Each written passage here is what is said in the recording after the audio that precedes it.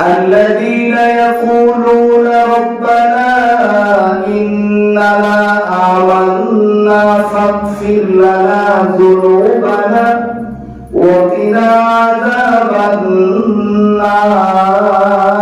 النار الصابرين والصادقين والقانتين والمنفقين والمستغفرين بالأسحار আল্লাহ তাআলা বলেন ইয়া রাসূলুল্লাহ নবী আমার যারা আমার কাছে এই কথা বলে রব হে আল্লাহ আপনি আমাদেরকে মাফ করে দেন কেন আমরা ঈমানওয়ালা নিজেরা ঈমান এনেছি এবং আপনি আমাদেরকে জাহান্নামের আগুনে দিয়েন না মালিক আপনি আমাদেরকে জাহান্নাম থেকে মুক্তি দান করেন কারণ আমরা সাক্ষ্য প্রদান করতেছি আস-সাবিরিনা ওয়াস-সাদিকিনের রহিম الذين يقولون ربنا إننا آمنا فاغفر لنا ذنوبنا وقنا عذاب النار الصابرين والصادقين والقانتين والمنفقين والمستغفرين بالأسحار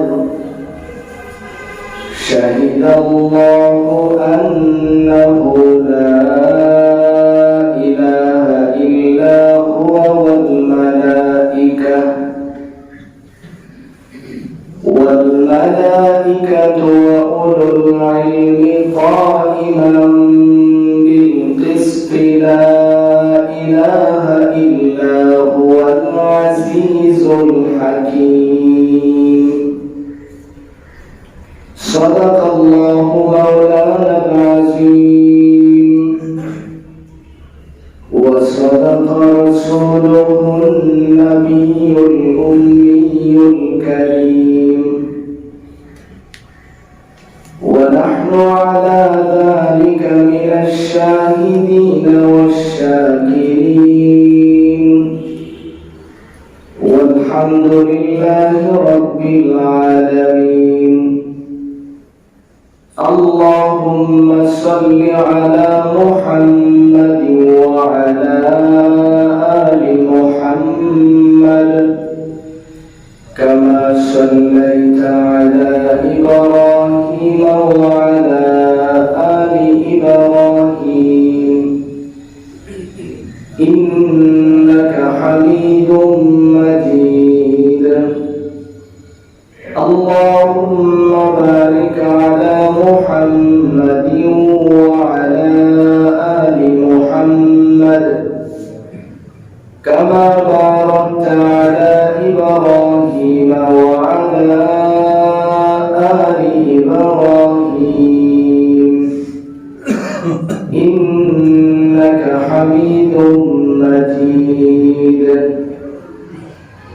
لا إله إلا الله الحليم الكريم سبحان الله وبحمده سبحان الله العظيم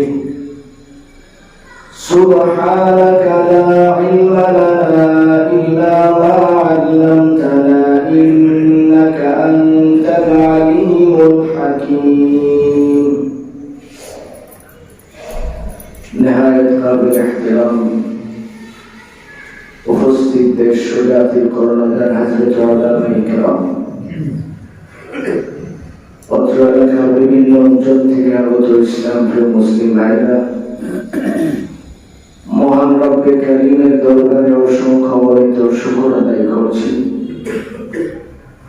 যিনি অত্যন্ত দয়া করে মেহেরবানি করে আমাদের হায়াতটাকে দীর্ঘায়িত করে সুস্থ শরীরে ঈমানের সহিত পবিত্র জুমার দিনে আল্লাহর বড় মসজিদে বসে নামাজের পূর্বে কোরআন ও হাদিস থেকে কিছু কথা শোনার তৌফিক দিয়েছেন এই জন্য আমরা সকলেই পড়ছি আলহামদুলিল্লাহ। আমার ভাই আমি আপনাদের সামনে কোরআনে কারিমা থেকে সূরা আলে ইমরানের 16 থেকে 18 নং আয়াত পর্যন্ত তিলাওয়াত করেছি। আল্লাহ রাব্বুল আলামিন যেন তিলাওয়াতকৃত আয়াত এবং হাদিসের আলোকে আমাকে ইখলাসের সহিত কিছু কথা বলার এবং আপনাদের সকলকে আমল করার নিয়তে শোনার তৌফিক দান করুন। সকলে বলি আমিন। মুহতারাম ভাই, আমরা গত জুমায় শুনছিলাম আল্লাহ রাব্বুল ইজ্জত ওয়াল জালাল কঠিন ময়দানে মাহশরে কিছু কিছু মানুষকে তার আরশের নিচে স্থান করে দিবেন। রহমতুল লিল আলামিন নবী তার সংজ্ঞা দিয়েছেন হাদিস শরীফের মধ্যে যে কোন শ্রেণীর মানুষকে আল্লাহর আরশের নিচে স্থান করে দেওয়া হবে। নবীজি 7 প্রকারের মানুষের কথা এই হাদিসের মধ্যে বলেছেন। এর মধ্যে 1 নম্বরে বলেছিলেন ন্যায় বিচারক, যারা ন্যায় বিচার করে। নবীজি বলেন সালাতু ইউযিল্লুহুমুল্লাহু ফি যিল্লিহি ইয়াওমা লা যিল্লা ইল্লা যিল্লুহু। ইমামুল আদিল 1 নম্বরের ন্যায় বিচারক যারা। 2 নম্বর ওয়াশাবুন নাশাআ ফি ইবাদাতিল্লাহ। এই কথাটা আমরা একটু ব্যাখ্যা সাপেক্ষে বোঝার চেষ্টা করব। যারা যৌবনে আল্লাহর ইবাদত করে। আজকে আমি যে আয়াতটুকু তিলাওয়াত করেছি এই আয়াতের ব্যাখ্যা করতে যাইয়া আল্লামা ইমাম বগবী রাহমাতুল্লাহি আলাইহি উনি একটা হাদিস ধরে তুলেছেন যে আল্লাহ তাআলার কাছে 3টা আওয়াজ আছে খুব প্রিয়। হাদিস শরীফের মধ্যে বিশ্বনবী বলেন যে এমন 3টা আওয়াজ আছে যেগুলি আল্লাহর কাছে অনেক প্রিয়। আজকে আমরা বোঝার চেষ্টা করব এই 3টা আওয়াজ কি আর এই আয়াতের সাথে এই 3টা আওয়াজের কি সম্পর্ক। 1 নম্বরে বিশ্বনবীর হাদিসের মধ্যে বলেন সৌতুদ দিক। 1 নম্বরে হলো বিশ্বনবী বলেন যে ভোর রাতে মোরগের যে একটা ডাক আছে, হাদিসের মধ্যে আসছে ভোর রাতের মোরগের ডাকের যে একটা আওয়াজ হয় এই আওয়াজটা আল্লাহর কাছে অনেক প্রিয়। এখন আমাদের প্রশ্ন হলো যে মোরগের ডাকের সাথে আমাদের কি সম্পর্ক আর এই ডাকটাই বা আল্লাহর কাছে প্রিয় কেন? এটা খুব সহজে বোঝা আসবে। আমরা যারা গ্রামগঞ্জ থেকে বড় হয়েছি, আমাদের ছোটবেলায় ফজরের সময় মাইক খুব কম ছিল গ্রাম দেশে। মোরগের আওয়াজে আমাদের ঘুম ভাঙতো। আমরা যখন ফজরের নামাজ আদায় করতে যাইতাম, আমাদের ছোটবেলায় আমরা এই আওয়াজটা খুব শুনতে পেয়েছি। যদিও এখন আমরা এই কানের ঘরের মধ্যে থাকি, শহরে এই আওয়াজ আর এখন নাই। এখন মাইকের আওয়াজ শোনা যায়। আমাদের ছোটবেলায় খুব বিরল ছিল, মাইক পাওয়া যাইতই না, খুব কম। তো হাদিস শরীফের মধ্যে এই ব্যাখ্যাটাই আল্লামা ইমাম বগবী রাহমাতুল্লাহ আলাইহি লিখেন যে মোরগের ডাক যে সময় দেয় এটাকে সুবহে সাদিক বলে। এই সময়ের যত ডাক আছে সব ডাক আল্লাহর কাছে অনেক প্রিয়। আর এই সময়ের ডাকটা হলো মুয়াজ্জিনের ফজরের আযানের ডাক। সহজ ব্যাখ্যাই হলো ফজরের সময় যে ডাকটা আল্লাহর দিকে মুয়াজ্জিন সাহেব ডাকেন, হাইয়া আলাস সালাহ, হাইয়া আলাল ফালাহ, এইগুলি বলে বলে যখন আমাদেরকে ডাকতে থাকেন, এটা আল্লাহর কাছে খুব প্রিয়। আর এই প্রিয় ডাকে যারা সাড়া দেয় আল্লাহ তাদেরকেও প্রিয় বানিয়ে দেন। সুবহানাল্লাহি ওয়া বিহামদিহি। 2 নম্বরে আল্লাহ তাআলার কাছে ওই ডাকটাই প্রিয় ভোর রাতে গভীর রজনীতে যে মানুষ কান্নার ডাক ডাকে আর বলে যে মালিক তুমি আমাকে মাফ করে দাও, আল্লাহ তুমি আমার মা বাবাকে মাফ করে দাও, আল্লাহ তুমি আমার আপনজনকে মাফ করে দাও। গভীর রাতে এই যে একটা কান্নার শব্দ, এটা আল্লাহর কাছে অনেক প্রিয়। তো এই জন্যই আমি আজকের এই আয়াতটুকু তিলাওয়াত করেছি। আল্লাহ তাআলা বলেন الذين يقولون ربنا إننا آمنا فاغفر لنا ذنوبنا وقنا عذاب النار الصابرين والصادقين والقانتين والمنفقين والمستغفرين بالأسحار আল্লাহ তাআলা বলেন ইয়া রাসূলুল্লাহ নবী আমার যারা আমার কাছে এই কথা বলে রব হে আল্লাহ আপনি আমাদেরকে মাফ করে দেন কেন আমরা ঈমানওয়ালা নিজেরা ঈমান এনেছি এবং আপনি আমাদেরকে জাহান্নামের আগুনে দিয়েন না মালিক আপনি আমাদেরকে জাহান্নাম থেকে মুক্তি দান করেন কারণ আমরা সাক্ষ্য প্রদান করতেছি আস-সাবিরিনা ওয়াস-সাদিকিন আমরা ধৈর্য ধারণ করি এবং আমরা সত্যবাদী ওয়াল-কানিতিনা ওয়াল-মুনফিকিনা ওয়াল-মুস্তাগফিরিনা বিল-আসহার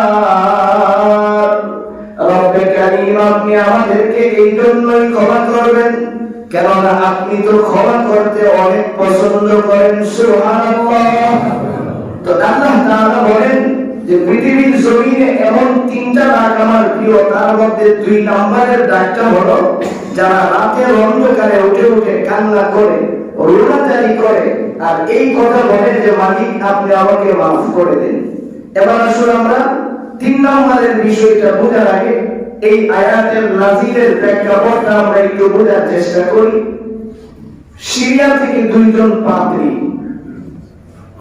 কাকে বলা হয় আমরা জানি যারা তাওরাত এবং ইনজিল কিতাবের আলিম ছিলেন যারা ওই কিতাবের আন্তঃপান্ত তিলাওয়াত করতে জানতেন এমন 2 জন পাদ্রী সিরিয়া থেকে আল্লাহর নবী বিশ্ব নবী মুহাম্মদুর রাসূলুল্লাহ সাল্লাল্লাহু আলাইহি ওয়াসাল্লাম দুনিয়াতে আগমন করার পরে নবীজির বয়স যখন 40 বছর হলো নবুয়ত পাওয়ার কিছুদিন পরে মোটামুটি মক্কাতে যখন লোকজন জানে যে মুহাম্মদুর রাসূলুল্লাহ এক আল্লাহর দাওয়াত দেন এমন সময় 2 জন পাদ্রী মদিনাতে আসছেন ঘুরতে ঘুরতে তারা যখন মক্কা পর্যন্ত পৌঁছাইলেন মক্কার ওই এরিয়াতে যখন ঢুকলেন যেখানে নবীজি বাস করেন এই এরিয়াটা দেখার পরে তারা বলতেছে একজন আরেকজনকে বলতেছে যে এই এলাকাতেই তো শেষ নবীর আবির্ভাব হবে সুবহানাল্লাহ এই যে আমরা জনবসতিটা দেখতেছি যে এই জনবসতি একজন লোকের আবির্ভাব হবে যিনি নিজেকে আখিরি নবী বলে দাবি করবেন এবং তিনি আখিরি নবী হবেন এটা হলো তাদের তাওরাত এবং ইনজিল কিতাবের কথা এইরকম আলোচনা যখন 2 জন করতেছে পিছন থেকে আরেকজন কুরাইশ বংশের লোক শুনছে শুনে বলতেছে হ্যাঁ আমরা দেশে তো একজন লোক এবং তৈরি হয়ে গেছে উনি নাম্বার সারা ফাকল জোরে কোন নাউজুবিল্লাহ এখন তো খালি নিজেকে নবী বলে দাবি করে তো 2 জন পাদ্রী বলতেছে তাইলে আমাকে একটু নিয়ে যান আমাদেরকে একটু তার কাছে নিয়ে যান আমরা একটু দেখি তো ওখানে যাওয়ার পরে যেই মাত্র তারা বিশ্ব নবী রাহমাতুল লিল আলামিনের চেহারাটা দেখলেন দেখার সঙ্গে সঙ্গে চেহারা মুবারক যখন তাদের চোখের সামনে পড়লো তাদের তাওরাত এবং ইনজিল কিতাবের সব কথাগুলি স্মরণ হয়ে গেল তারা বুঝতে পারছে যে ইনি শেষ নবী মুহাম্মদুর রাসূলুল্লাহ সাল্লাল্লাহু আলাইহি ওয়াসাল্লাম এখন পরীক্ষা করার জন্য পাদ্রী একজন জিজ্ঞেস করতেছে তোমার নাম কি নবীজি বললেন আমার নাম মুহাম্মদ সাল্লাল্লাহু আলাইহি ওয়াসাল্লাম নবীজি যখন এই কথা বললেন আরেক পাদ্রী তার পকেট থেকে তার কিতাবটা খুলছে কিতাব খুলে এখন মিলাই তার কিতাবের বর্ণনার সাথে মিলে কিনা এখন মিলাই দেখে হ্যাঁ হুবহু মিলে গেছে কোনো সন্দেহ নেই যে ইনি শেষ নবী এতে কোনো সন্দেহ নেই এরপরে পরীক্ষা করার জন্য এখন বললেন তোমার পিতার নাম কি নবীজি তখন তার পিতার নাম বললেন এইভাবে বর্ণনা মিলায়া সর্বশেষ প্রশ্ন করে যে আমরা তোমার হাত ধরে কান্না করে মুসলমান হতে পারি কিন্তু আমাদের একটা প্রশ্ন আছে তোমার কাছে নবীজি বলেন কি প্রশ্ন আছে বলো আপনার যে কোনো প্রশ্ন থাকে আপনি আমাকে বলতে পারেন আমি ইনশাআল্লাহ আপনার প্রশ্নের উত্তর দিতে পারবো এখন পাদ্রী বলেন যে এমন একটা সাক্ষীর কথা, ধর্মীয় গ্রন্থে এমন একটা কথা আমাকে বলেন যে কথাটা সমস্ত মানুষ ইতিপূর্বে নবীগণ সবাই এটার উপরে সাক্ষ্য দিয়েছিলেন, এমন একটা কথা আপনি আমাকে শোনান। আমরা ভালো করে জানি যে আমাদের নবীজির কাছে এই কিতাব নাযিল হয়েছিল দীর্ঘ সময়, 23 বছর লাগায়া। কত বছর সময়? 23 বছরে কোরআন নাযিল হয়েছে। এই কোরআনটা একদিনের বিষয় না, লম্বা সময়, 23 বছর সময় লাগায়া আল্লাহ কোরআন নাযিল করেছেন। ঠিক এই সময়ে পাত্রী যখন জিজ্ঞেস করলেন, তাৎক্ষণিক নবীজির কাছে জিবরাইল চলে আসলেন। সুবহানাল্লাহ ওয়া বিহামদিহি। জিবরাইল আয়েশা বিশ্বনবী মুহাম্মদুর রাসূলুল্লাহ সাল্লাল্লাহু আলাইহি ওয়াসাল্লামকে শোনায়া দিলেন এই আয়াতটুকু। আমি আপনাদের সামনে যে আয়াত তিলাওয়াত করছি, নবীজিকে যখন শোনায়া দিলেন, বিশ্বনবী তখন শুনাইলেন, শাহিদাল্লাহু আন্নাহু লা ইলাহা ইল্লাহু ওয়াল মালাইকা ওয়া উলুল ইলমি কাইমান বিল কিসত লা ইলাহা ইল্লা হুয়াল আজিজুল হাকীম। নবীজি যখন এইটুকু মাত্র শুনাইলেন, তাৎক্ষণিক পাত্রীরা উচ্চ আওয়াজে কালিমা পড়ে সাথে সাথে নবীজির হাত ধরে মুসলমান হয়ে গেলেন। এই হলো আয়াত নাযিলের প্রেক্ষাপট। এখন আমরা বোঝার চেষ্টা করব যে এই আয়াতটা শোনার পরে পাত্রীরা মুসলমান হয়ে গেলেন, আর এই আয়াতগুলির প্রতি আজকে আমাদের অনেক দূরে আমরা কিন্তু আয়াত দেখি। ইমাম বখরি রাহমাতুল্লাহি আলাইহি লিখেন যে আল্লাহ তাআলার কাছে অত্যন্ত প্রিয় তিনটি আওয়াজ আছে, যে আওয়াজগুলি যদি কেউ গ্রহণ করে, এই প্রিয় আওয়াজটাকে যদি সে তার নিজের জন্য প্রিয় বানায় নেয়, আল্লাহ তাআলা পাশাপাশি ওয়াদা করছেন তার দুনিয়া এবং আখিরাতের জিম্মাদারি স্বয়ং আল্লাহ দিয়ে নেবেন।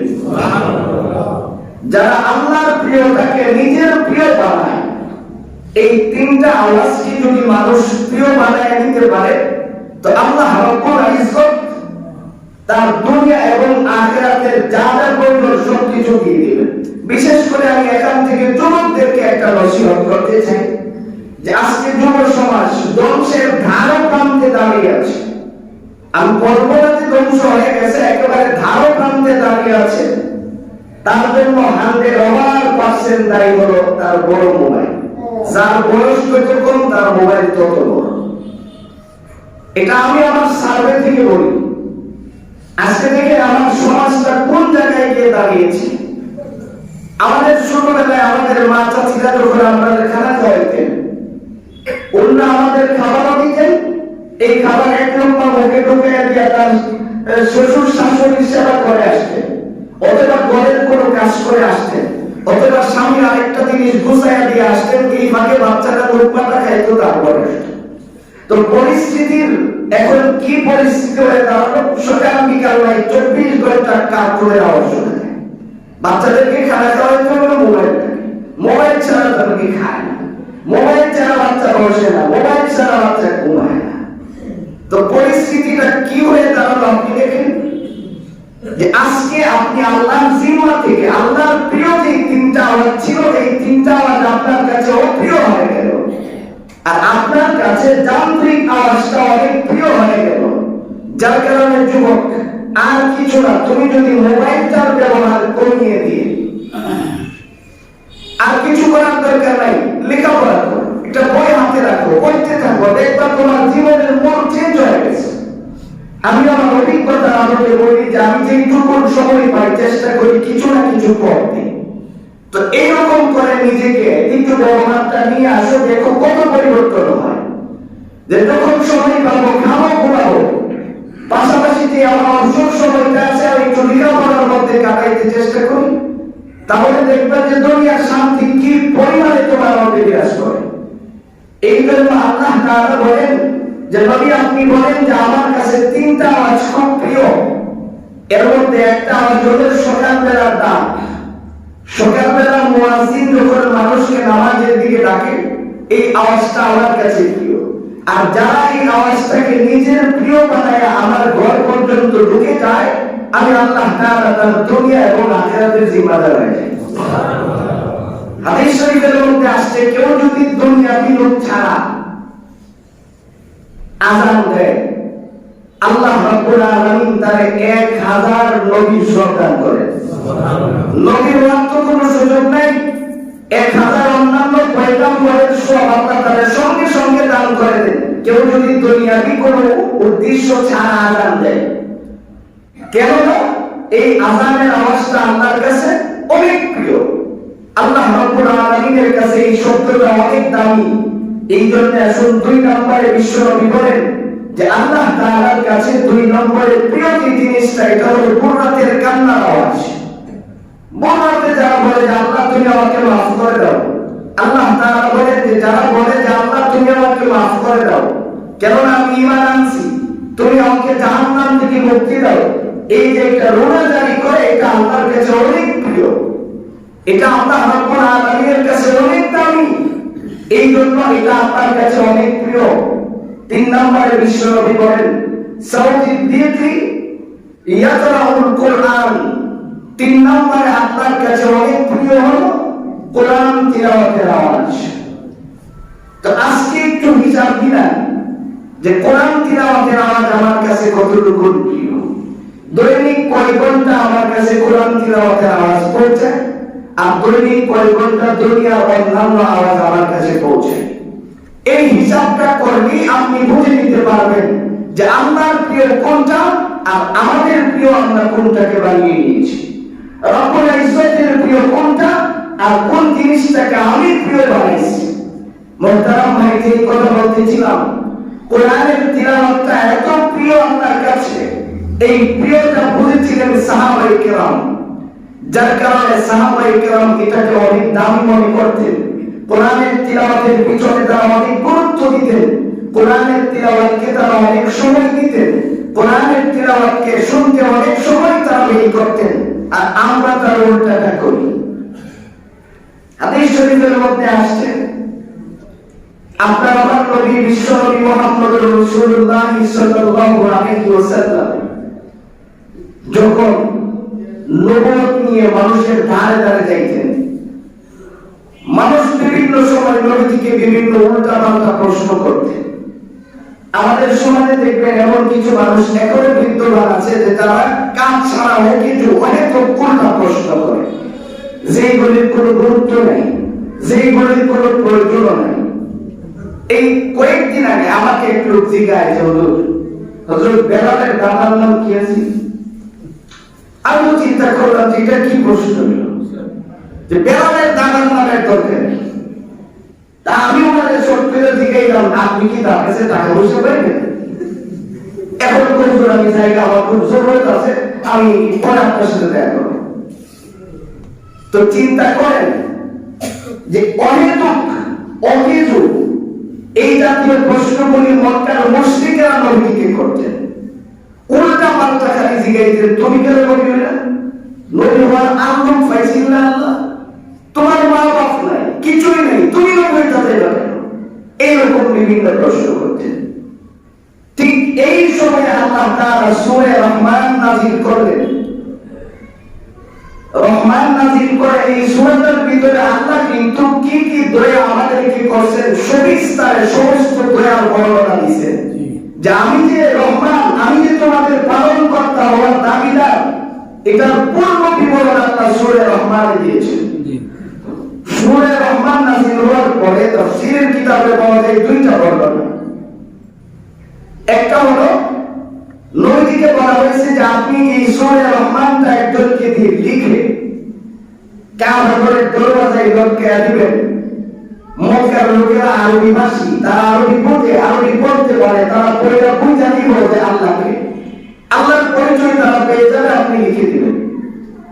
আরেক বর্ণনায় আসছে আপনি কাউকে দিয়ে কাবাগরের পাশে বসে এটাকে তিলাওয়াত করায়া দিবেন, যাতে করে তারা তিলাওয়াত শোনার পরে তারা বুঝতে পারে যে রহমান কি জিনিস আর কি কি দয়া আল্লাহ করছেন। আল্লামা ইমাম বখরি রাহিমাহুল্লাহ লিখেন, যখন সূরা রহমান তিলাওয়াত করার জন্য নবীজি সাহাবায়ে কেরামের সামনে বললেন তোমরা কে আছো কাবাগরের পাশে বসে কোরআন তিলাওয়াত করবে, আমার ভাই একটা কথা ভালো করে বুঝতে হবে, এখন কোরআন তিলাওয়াতের যে পরিবেশ আছে তখন কিন্তু এই পরিবেশ ছিল না। চতুর্দিক থেকে মুশরিকরা উঠ পেতে থাকতো কোন সময় কোন অবস্থায় কিভাবে মুসলমানদেরকে আঘাত করা যায়। সাহাবায়ে কেরামের সামনে নবীজি যখন করলেন, পিছন থেকে একজন হ্যাংলা পাতলা সাহাবী, দীর্ঘ শীর্ণ শরীরের অধিকারী, তার নাম হলো আব্দুল্লাহ ইবনে মাসউদ, উনি দাঁড়ালেন। দাঁড়ায় বলেন, ইয়া রাসূলুল্লাহ, আমি তিলাওয়াত করব। নবীজি তার কথায় কোনো কর্ণপাত করলেন না। আবার দ্বিতীয়বার নবীজি জিজ্ঞেস করলেন, তখনও তিনি দাঁড়ালেন। নবীজি তখন তার সাথে কোনো কথা বলে নাই। আবার তৃতীয়বার যখন বললেন, তখনও তিনি দাঁড়ালেন। এবার নবীজি জিজ্ঞেস করে, আব্দুল্লাহ ইবনে মাসউদ, তুমি ছাড়াও তো আরো শক্তিশালী মানুষ এখানে আছে, কারণ এটা তো অনেক শক্তির কাজ।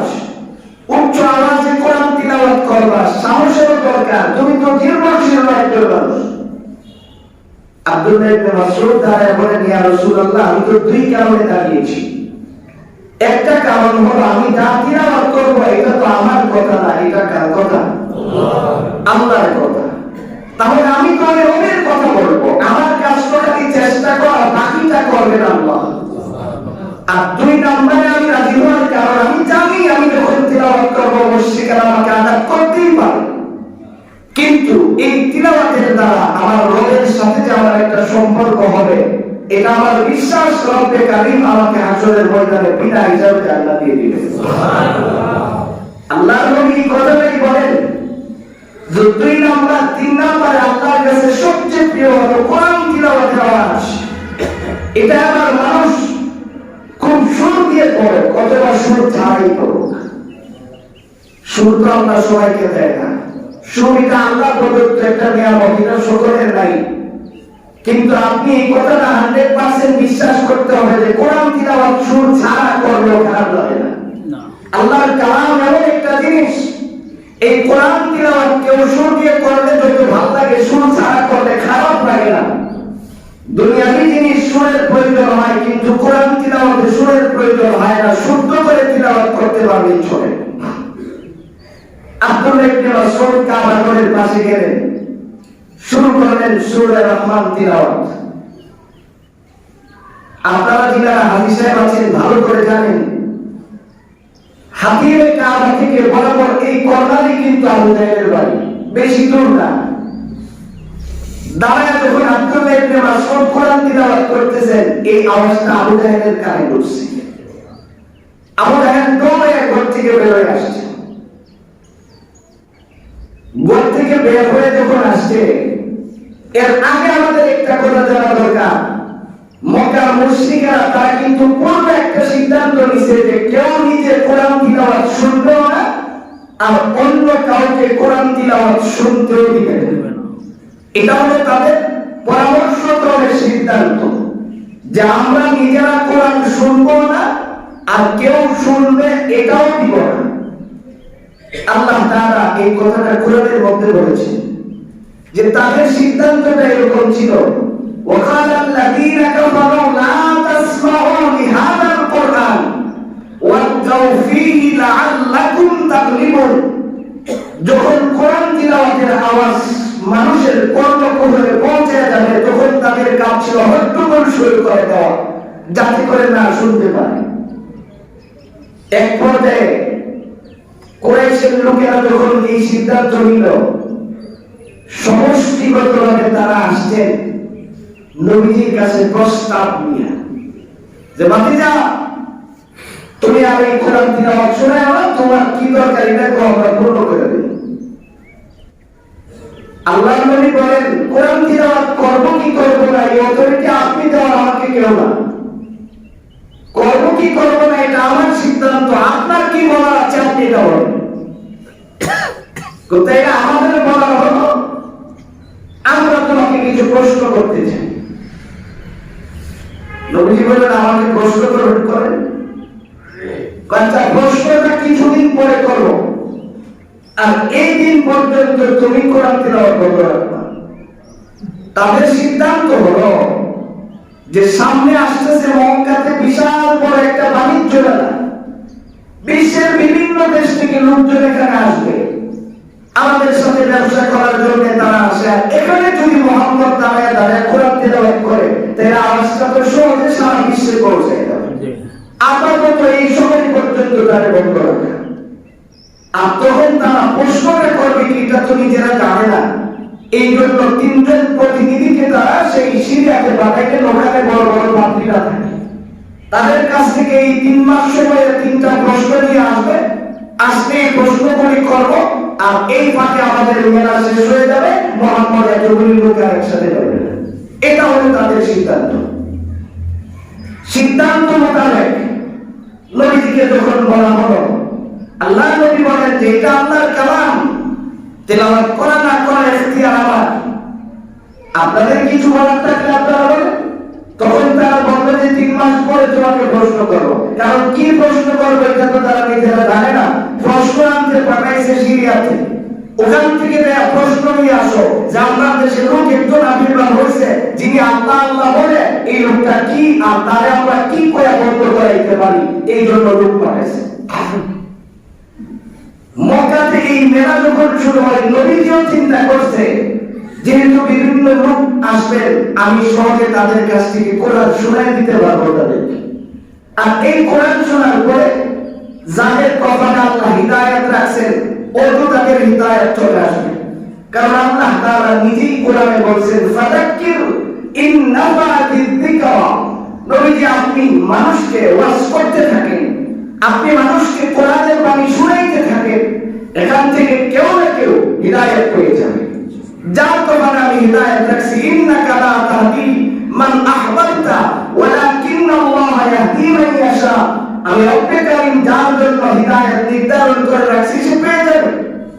আর এই হিদায়াতটা তো আপনার জিম্মাদারিতে নাই। মুহতারাম ভাই, রহমতুল লিল আলামিন নবী সিদ্ধান্ত নিলেন, আমি কোরআন শোনাবো,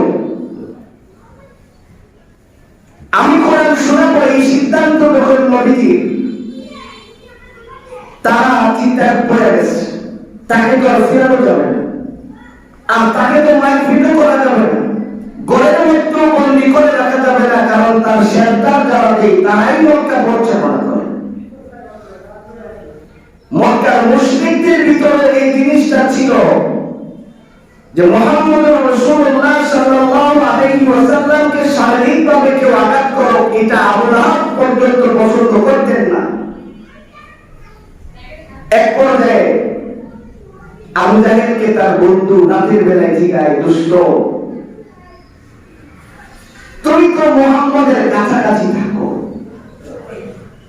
তুমি একটু বলো তো দেখি মুহাম্মদ যা বলে তা সত্য কিনা। আর এই আবু জাহেলই কিন্তু নবুয়ত পাওয়ার 4 থেকে 6 মাস আগে, অর্থাৎ নবীজির বয়স যখন 39 বছর 6 মাস, ওই সময়ে মক্কার বিশাল বড় এক সভার মধ্যে আবু জাহেল নিজে একটা প্রস্তাব ঘোষণা করেছিল, ও মক্কাবাসী তোমরা শোনো যে মুহাম্মদ তার আচার আচরণে আমাদের কাছে এমন প্রিয় হয়েছে, এই জন্য আমরা তাকে আল আমিন উপাধি দিতে চাই। সকলে এক বাক্যে স্বীকৃতি দিয়েছিলেন, হ্যাঁ এই উপাধি পাওয়ার যোগ্য সে। এখন বন্ধু তার জিজ্ঞাসা যে আবু জাহেল তুমি বলো যে মুহাম্মদ যা বলে তা সত্য কিনা। আবু জাহেল তো খুব চালাক, কারণ তার নাম ছিল আবুল হাইকাম, বুদ্ধির বাপ। কোরআন না থাকার কারণে আবু জাহেল মূর্খের বাপ হয়েছে।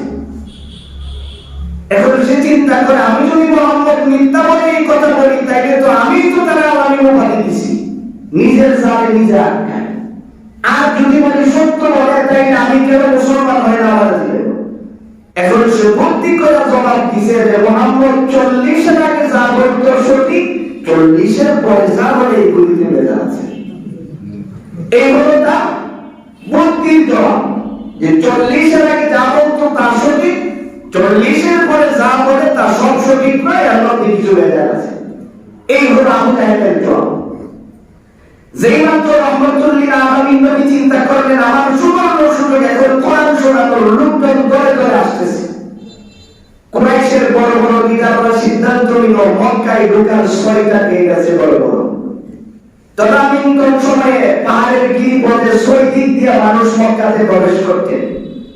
এই সৈকিকে আমরা আমরাম অথবা সাইবা এই জাতীয় 6 জন লিডার আমরা দাঁড়ায়া তারা যখন ঢুকে তাদেরকে সতর্ক করবো, স্যার আপনারা আপনার দেশে ব্যবসা করতে আইছেন, আপনারা আমাদের দেশের মেহমান, আপনাদের জানমালের নিরাপত্তার আমাদের দরকার আছে, তবে আপনারা একটা কথা মনে রাখেন, বড় কিন্তু বাইতুল্লাহর কাছে দেয় না, বড় কিন্তু আপনারা এই ঘরের কাছে দেয় না, কারণ মুশরিকেরাও কিন্তু বিপদে পড়লে বাইতুল্লাহর কাছেই যাইতো, কারণ আল্লাহ রাব্বুল ইজ্জতের এই ঘরটাকে রব্বে কারীম কিন্তু সর্বসময়ের জন্যই আল্লাহর ঘর বানিয়ে রেখেছিলেন, তাও বিপদে পড়লে সেখানেই যাইতো। অনেক লম্বা কথা ইতিহাস তালাশ করতে দেখবেন মক্কাতে একবার বৃষ্টি বন্ধ হয়ে গেছে। নবীজি যখন দুনিয়াতে আগমন করছেন বয়স মাত্র 13 থেকে 25 দিন, নবীজির বয়স মাত্র 13 থেকে 25 দিন, বৃষ্টি নাই দীর্ঘদিন ধরে। তখন নবীজির দাদা আব্দুল মুত্তালিব বিশ্বনবী রাহমাতুল লিল আলামিনকে আমিনার কোল থেকে নিয়ে গেলেন, কাবা ঘরের সামনে গিয়া এইভাবে 2 হাতের উপরে উঠায়া কাবা ঘরের যে মাঝামাঝি যেখানে পাথরটা রাখা হয়েছে হযরত আসওয়াদ আর পাশাপাশি দরওয়াজা, এই দুইটার মাঝামাঝি যে জায়গাটা এটার নাম হলো মুরতাজাম, এই বরাবর নবীজিকে উপরে উঠায়া মুরতাজামের কাছে রাইখা বলেছিলেন, ও আসমানের মালিক, ও কাবার মালিক, এই শিশু মুহাম্মদকে ওসিলা করে তুমি আমার বৃষ্টি দিয়ে দাও। ইতিহাস প্রমাণ করে তাৎক্ষণিক 1 সেকেন্ড দেরি হয় নাই, এই পরিমাণে বৃষ্টি হয়েছে, তাদের যতটুকু চাওয়া ছিল আল্লাহ ততটুকু বৃষ্টি সাথে সাথে দিয়ে দিয়েছে। তো এটা তাদেরও বিশ্বাস আছে যে মুহাম্মদ স্বাভাবিক কোন জিনিস না, কারণ ইনি শেষ নবী, কোনো সন্দেহ নাই। বিশ্বাস করে তারপরে দ্বিমত পোষণ করার কারণটা কি, এটাই তাফসীর কারকগণ সুন্দর করে ধরে তুলেছেন। তারা এখন সিদ্ধান্ত দিয়ে দিয়েছে, লোকজনের কাছে ঘোষণা শোনায়া দিয়েছে, বললো কাবা ঘরের কাছে যাও। কেল্লিকে যে বাবা এটাও করে দিই, কারণ এই ঘরের কাছে একজন লোক আছে যার নাম মোহাম্মদ, ইদানিং তার মাথাটা একটু নষ্ট হয়ে গেছে, 40 আগে সে ভালো ছিল, এখন কি জানে ব্যাপারে সে নিজেও জানে না কি করে, কাজে তার কাছে গেলে তোমাদের ক্ষতির সম্ভাবনা আছে, তোমার ক্ষতি হোক এটা আমরা চাই না। কি পরিমাণে দেখেন, কি টেকনিকে তারা কথাগুলি বললেন যে তোমার ক্ষতি হোক এটা আমরা চাই না, এই জন্য তোমাদেরকে সতর্ক করলাম। এই সংবাদটা যখন নবীজির কানে ঢুকছে, আল্লাহর নবী দিনের মধ্যে খুব ব্যথা পাইছে, চোখ দিয়ে পানি পড়ে গেছে। তাফসীরের কিতাবের মধ্যে আসছে যে এই দিন পর্যন্ত নবীজির চোখ দিয়ে দিন সংক্রান্ত বিষয়ে একবারও পানি আসে নাই, গলায় গলায় পানি পড়তেছে। নবীজি বাইতুল্লাহর দিকে শুধু তাকায় রয়েছে, কিছু বলে না। তাৎক্ষণিক আল্লাহ তাআলা জিবরাইলকে পাঠাইলেন। জিবরাইল আয়েশা নবীকে সান্ত্বনার বাণী শুনাইলেন। জিবরাইল আয়েশা বলতেছেন, নবী আপনি কাঁদেন কেন? তাদের কাজ তারা করবে, আর বাকি কাজ তো আল্লাহ করবেন। কেননা প্রতিটা মানুষের দিন এটা তো আল্লাহ তাআলা কুদরতি ভাবে ওখান থেকে নামিয়ে দেন। সুবহানাল্লাহ। এই কথা যখন বললেন, নবীজি মুসকে হাসি বললেন। এবার লোকজনের কাছে যখন তারা দাঁড়ায় এই সংবাদ প্রচার করে, একজন আরেকজনকে কয়, ভাবছিলাম একা যাবো, এখন তো দেখি যে একা যাও যেত না, কারণ পাগল হলে তো ছোট পাগল না, অনেক বড় পাগল।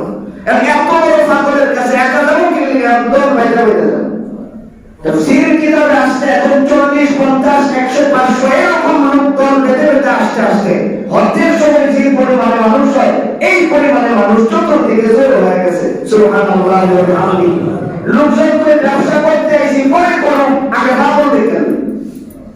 আমরা তো বাঙালি মানুষ, যেটা নিষেধ করা হয় আমাদের যেটা দিন খুব বেশি দেয়, এটা আমাদের না, এটা আমাদের সৃষ্টি থেকে আমাদের দিনের মধ্যে এই ধরনের একটা অবস্থা থাকে, যেখানে ভালো দেওয়া হয় এটার প্রতি মানুষ দাবিত হয় বেশি। দেখেন লেখা থাকে যে এই মাথায় চিন্তা করো চাইতো না, এরপরে মানুষ অনেকে বেশি করে চিন্তা করে। কেমিক্যাল ইন্টারাকশন এটা তো বলা তো সেই কারণে বেশি করে করে।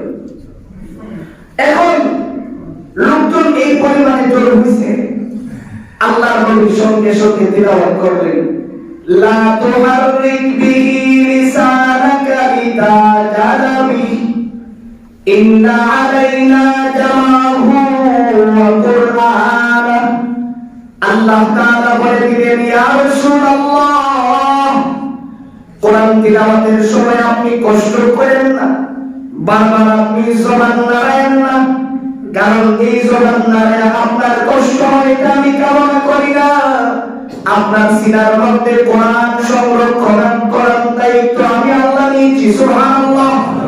এবার নবী যখন তিলাওয়াত করেন তাদের সামনে দাঁড়ায় দাঁড়ায় লা উকসিমু বিহাদাল বালাদ ওয়া আনতা হিল্লুম বিহাদাল বালাদ ওয়া ওয়ালিদিন ওয়া মা ওয়ালাদ লাকাদ খালাকানাল ইনসানা ফী কাবাদ আয়াহসাবু আন লান ইয়াকদিরা আলাইহি আহাদ ইয়াকুলু আহলাকতু মালান লুবাদা أيحسب أن لم يره أحد ألم نجعل له عينين ولسانا وشفتين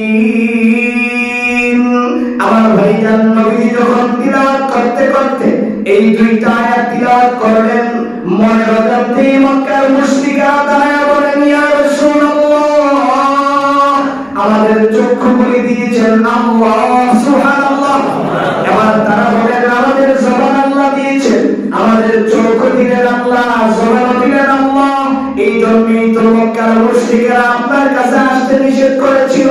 ও নবী, আমরা বুঝতে পারছি আপনি সত্য নবী, কোনো সন্দেহ নাই। হাজার হাজার মানুষ কালিমা পড়ে মুসলমান হয়ে গেলেন। সুবহানাল্লাহ। এই জন্য আল্লাহ তাআলা বলেন যে আমার কাছে তিনটা আওয়াজ সবচেয়ে প্রিয়, তার মধ্যে একটা হলো কোরআন তিলাওয়াতের আওয়াজ। এত প্রিয় একটা আওয়াজ, এটা যদি কোনো মানুষ গ্রহণ করে এই বান্দাটাকেও আগে আল্লাহ প্রিয় বানায় নেই। সুবহানাল্লাহি ওয়া বিহামদিহি।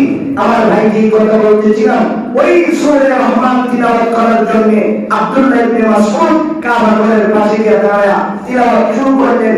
আবু জাহেল ঘর থেকে দৌড় দিয়ে বের হয়ে আসছে। কার এত সাহস? যেখানে আমরা নিষেধ করে রাখছি, আমার এই বাইতুল্লাহর কাছে আইসা, যেই বাইতুল্লাহ আমাদের নিয়ন্ত্রণে, এখানে দাঁড়ায় তিলাওয়াত করে, এত সাহসটা তারা পায় করে, এই চিন্তা করে দৌড় দিয়ে আসছে। আয়েশা থেকে আব্দুল্লাহ ইবনে মাসউদ তিলাওয়াত করে, তিলাওয়াত করার সাথে সাথে আয়েশা একটা ধমক দিচ্ছে। ধমক দেওয়ার পর আব্দুল্লাহ ইবনে মাসউদ তার ধমক শুনে নাই, ফিরেও তার দিকে তাকাননি।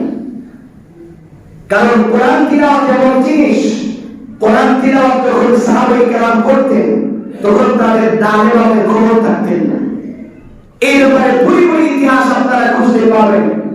হযরত আলী রাদিয়াল্লাহু তাআলা যুদ্ধের ময়দানে গেছেন, তার পায়ের মধ্যে বিশাল আকারের বর্ম ঢুকছে, ধরতে পারে না, ব্যথায় কুকড়ায় ওঠে। নবীর কাছে গেছেন, তার চিকিৎসা দরকার।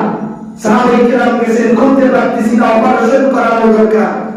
আল্লাহর নবী বলেন যে অপারেশনের দরকার নাই, যখন নামাজে দাঁড়ায় কোরআন শরীফ পড়া শুরু করব, তখন আর ডাক্তার যেমনি খুশি এমনি খুলতে পারবা। এখন হযরত আলী নামাজে দাঁড়াইছেন, কোরআন শরীফ পড়তেছেন, কোরআন তিলাওয়াতের পরে দেখে যে তার পায়ের মধ্যে আলিয়া নেই, বর্মটা নাই। জিজ্ঞেসে কই আমরা তো অনেক কষ্ট করে জোরাজোরি করে করছি, আপনি খবর পান নাই? আব্দুল্লাহ সাথে সাথে জবাব দিলেন হযরত আলী যে আল্লাহর কসম, তোমরা কখন কোথায় কি করছো আমি নিজে বলতে পারি না। সুবহানাল্লাহি ওয়া বিহামদিহি। ওই সাহাবায়ে কেরাম পর্যন্ত দেখতে হবে তো, আমাদের আকাবিরে দেওয়াই আপনি দেখেন না, হাজী ইমদাদুল্লাহ মুহাজির মক্কি রহমাতুল্লাহি আলাইহি একেবারে শেষ বয়স, বৃদ্ধ বয়সে, বসার থেকে উঠতে পারে না, এত অসুস্থ। খানের ভেতরে বাথরুমে নিয়ে যায়, ওখানে নিয়ে বসে দিয়ে আসতে হয়, আবার ওখান থেকে উঠে আনতে হয়। কোন কারণে উঠুটা বানায়া যখন তারা দাঁড় করে দেওয়া হয়, সারা রাত দাঁড়ায় দাঁড়ায় নামাজ পড়ে, সারা রাত নামাজ পড়ে। খাদের করে স্ট্রাইক করলাম, আর আপনার খেদমত করবো না। আপনার কাছে এলে ভাত করেন, মসজিদে গেলে তো ঠিকই নামাজ পড়েন, আসল কাহিনী আমাদের করেন। বাস্তব কাহিনী করলে এখান থেকে শোনাবো না। এবার হাজী ইমদাদুল্লাহ মুহাজির মক্কি বলেন, দেখো আমি যখন কোরআন শরীফ তিলাওয়াত করতে শুরু করি তখন তো আমি মানুষের জিম্মায় থাকি না, কারণ কোরআন তো আল্লাহর কালাম, তখন তো আমার রবের সাথে কথা হয়। আর মালিকের সাথে যখন কথা হয় তখন দুনিয়াবি কোনো জিনিস আমার মাইন্ডে কাজ করে না। এই জন্য আমি বলতে পারি না কখন আমি কি করি।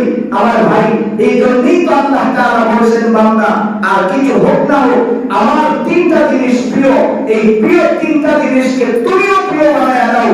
এই তিনটা আওয়াজকে তুমিও যদি তোমার প্রিয় বানাইতে পারো, তাহলে আমি আল্লাহ ওয়াদা করলাম দুনিয়া এবং আখিরাতের যত জিম্মাদারি আছে সবগুলো আমি নিজেই তোমাকে গ্রহণ করে নিলাম। এই জন্য হাদিস শরীফের মধ্যে বিশ্বনবী রাহমাতুল্লিল আলামিন বলেন, যারা দুনিয়া বিমুখ হাত দিয়ে কোরআন তিলাওয়াতের সময় পাও না, তাদের জন্য নবীজি বলেন, দেখো কোরআন তিলাওয়াত এমন জিনিস, কোরআন তিলাওয়াতের দ্বারা মানুষের রিজিক অটোমেটিক বেড়ে যায়।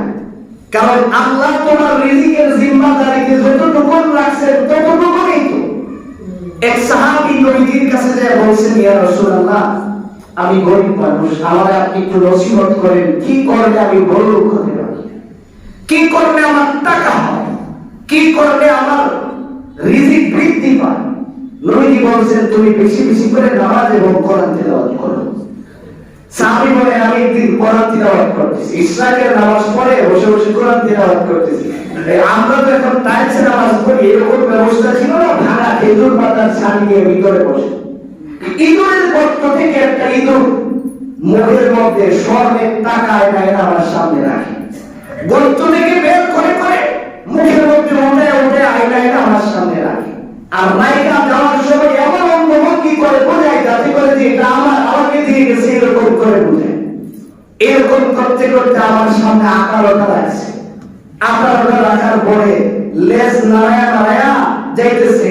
আমি নবীজির কাছে গিয়ে বললাম, ইয়া রাসূলুল্লাহ, এরকম বিষয়। নবীজি বলেন, হ্যাঁ এটাই তোমার। আর এই যাওয়ার সময় যে লেজ নাড়াইছে বোঝাইছে তুমি যেই পরিমাণে তিলাওয়াত করছো এর চেয়ে বেশি কামাই করতে পারছো না। তুমি যে পরিমাণে করছো এর চেয়ে বেশি কামাই হয় নাই, তোমার কামাই শেষ।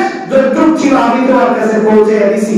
এই জন্য মুফাসসিরিন কেরাম বলেন, দেখো কোরআন তিলাওয়াত করতে তুমি কার বলতে পারো না, কারণ আল্লাহর কাছে এই শব্দটা অনেক দামি একটা শব্দ।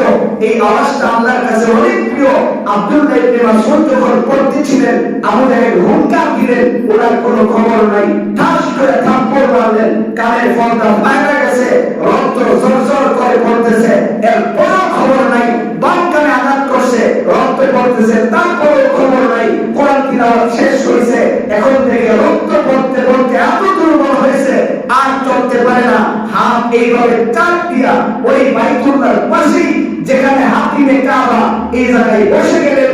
বসার সঙ্গে সঙ্গে বিশ্বনবীর কাছে সংবাদ চলে গেলেন।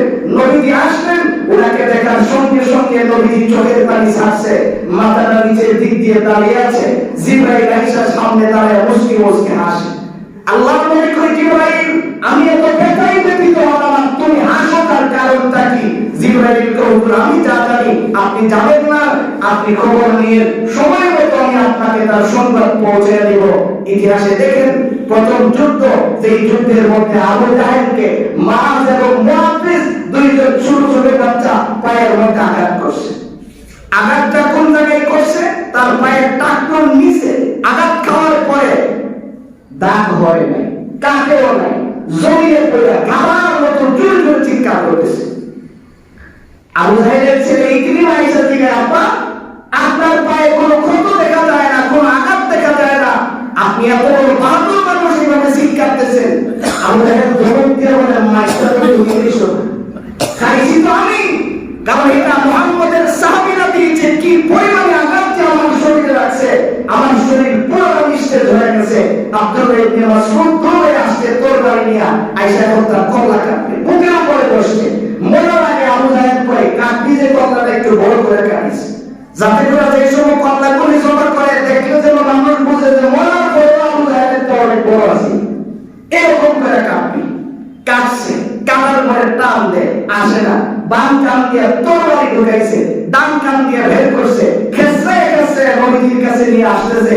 জিবরাইল দৌড়ে আসছে, নবীজিকে সালাম দিয়ে বলেন, রাসূল, বলছিলাম না যে আপনি আজকে কাটতেছেন, আপনার এই আব্দুল্লাহ ইবনে মাসউদের জন্য খুশির সংবাদ আছে। যে আবু জাহেল দুইটা থাপ্পড় দিয়েছিল, তার বিনিময়ে আল্লাহ দুনিয়াতে তার কান দিয়ে তরবারি ঢুকায়া আরেক কান দিয়ে বের করে দেখেন সে আব্দুল্লাহ ইবনে মাসউদ তাইরাতে আপনার কাছে নিয়ে আসতেছে। এটা হলো দুনিয়া। আর পরকালে আল্লাহ তাআলা এই কোরআন তিলাওয়াতের খাতিরে আব্দুল্লাহ ইবনে মাসউদকে আল্লাহ এমন ব্যবস্থা দিবেন, জান্নাতের ভিতরে এমন ঘর দান করবেন, যেই ঘর থেকে আব্দুল্লাহ ইবনে মাসউদ সরাসরি আপনাকে দেখার সুযোগ পাবে। সুবহানাল্লাহ। এই জন্য যুবক, নবীকে এই হাদিসের দ্বারা বুঝাইলেন যে আল্লাহর কাছে তিনটা শব্দ সবচেয়ে প্রিয়, আর কিছু দরকার নাই। তুমি শুধু এই তিনটা আওয়াজকে প্রিয় বানাইতে চেষ্টা করো। আজকে তো তোমার কাছে বহু শিল্পীর গান খুব প্রিয়, অপেক্ষায় থাকো কোন সময় কার গানটা বাজারে এলো। রাইডেও দেখেছি, আইডিয়াই আমি তা খুঁজে বের করে নিলাম। এইগুলি না করে তুমি প্রিয় বানানোর চেষ্টা করো। এক নম্বরে ভোর রাতের মুয়াজ্জিনের আওয়াজ, দুই নম্বরে হলো ভোর রাতের কান্নার আওয়াজ। কাঁদতে শিখো, আল্লাহর কাছে চাইতে শিখো। শীতের রাত অনেক বড় রাত, দেখবেন সকাল সকাল ঘুমাই গেলে অটোমেটিক ভোর রাতে ঘুম ভাঙা যায়। দুইটা রাকাত নামাজ আদায় করো, আর কিছু নামাজ ফজরের আজানের একটু আগে উঠে একটু মোনাজাত করো, আল্লাহর কাছে কান্নাকাটি করো। এই শব্দটা আল্লাহর কাছে অনেক দামি, এই কান্নার আওয়াজটা আল্লাহর কাছে অনেক দামি। আল্লাহ ফেরেশতাদের কাছে গৌরববোধ করেন। তিন নম্বরে তুমি আল্লাহর কাছে কোরআন তিলাওয়াত করে করে দোয়া করার চেষ্টা করো। এই আওয়াজটা আল্লাহর কাছে অনেক দামি। আল্লাহ রাব্বুল ইজ্জত ওয়াল জালাল যেন এই তিনটা আওয়াজকে আল্লাহর কাছে যেমন প্রিয়, আমরাও নিজের কাছে এমন প্রিয় বানাইতে পারি। রব্বে কারীম সেই তৌফিক